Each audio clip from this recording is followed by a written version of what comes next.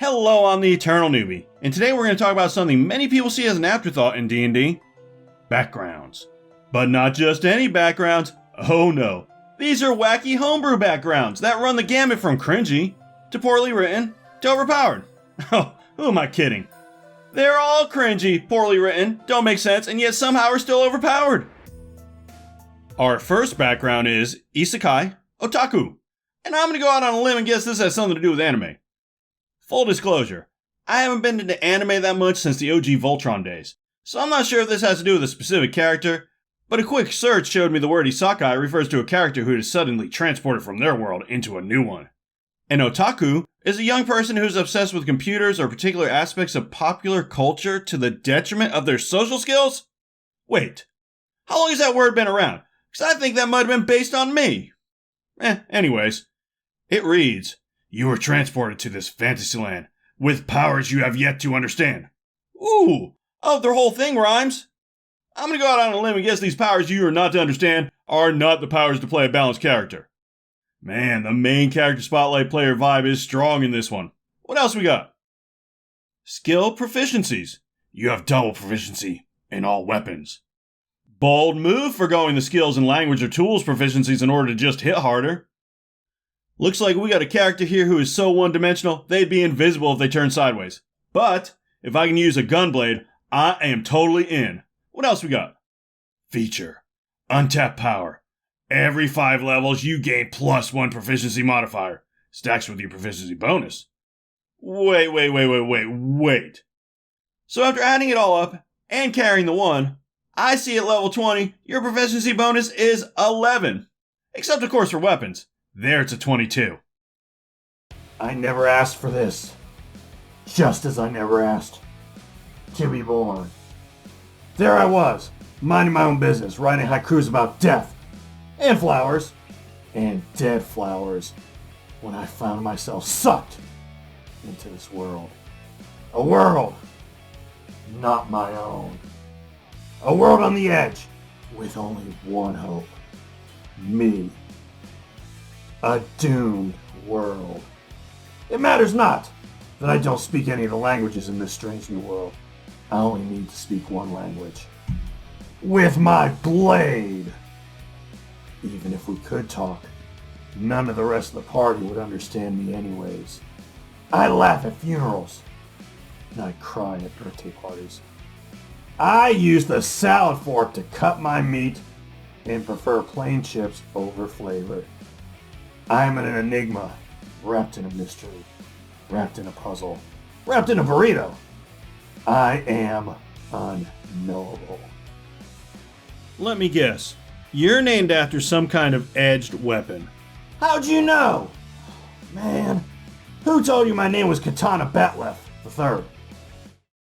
Believe it or not, that was our most normal background, because next we have, who am I? Which conveniently answers the question right away. You're any class, and you don't know your name or how you forgot yourself. Ah, the background for players who don't want to write backstories. But wait. Amnesia can be a cool role-playing thing. I mean, if it's good enough for every soap opera in existence, and Jim Carrey in The Majestic, and Goldie Hawn in Overboard, it's good enough for us. Let's see what we get. Skill proficiencies. You are proficient in sleight of hand, arcana, history, nature, religion, animal handling, medicine, survival, performance. You aren't sure why you know these things. It may have to do with your past. Really? These skills you know may have to do with your past? Like maybe you, learn them? Sure. Some might think having 9 proficiency skills is a bit overboard, plus at least 2 from your background, but it could be worse, as we'll see in a few minutes. What else we get? Tool proficiencies. Proficient in tool or kit fitting your character. Which is kind of weird when you don't know who your character is, but whatever. Languages. You speak and understand 10 languages you pick for free. Alright, I just gotta ask. What possibly could you have been before losing your memory to be good at all these things? Batman? Ooh, maybe your equipment is a batsuit and a Batmobile. Sadly, that's not the case, but it's not too bad. Equipment. You're equipped with 5 things from your past. At least one of them has to be a weapon. And you can have one wondrous item. Others can be things that suit character. Honestly, I am shocked only one of them has to be a weapon. But at the very top, the best, the piece de la résistance, is this feature, aptly named, What is this? You get things from your past. You may ask for an item from the GM once so you remember big parts of your backstory. Note, GM has to agree to item. It's a bit ambiguous, but based on the rest of the background, I'm taking this as the DM can't refuse this item. I'm sure that's going to go over really well. Hey DM, remember how you're basically god of this world? Ha ha ha, sucker, not anymore. Now where's my vorpal blade of everything slain? And while we're on the subject, I love how your personality traits, you roll a D1. Gee, I wonder what my flaw is going to be. Actually, you know what? I don't really like that flaw. Can I add my own? Let's see. You are too good at everything. There, I am now very flawed. I guess I'll take the personality trait, where I can add a 1d6 to all intelligence and wisdom checks 1d4 times a day.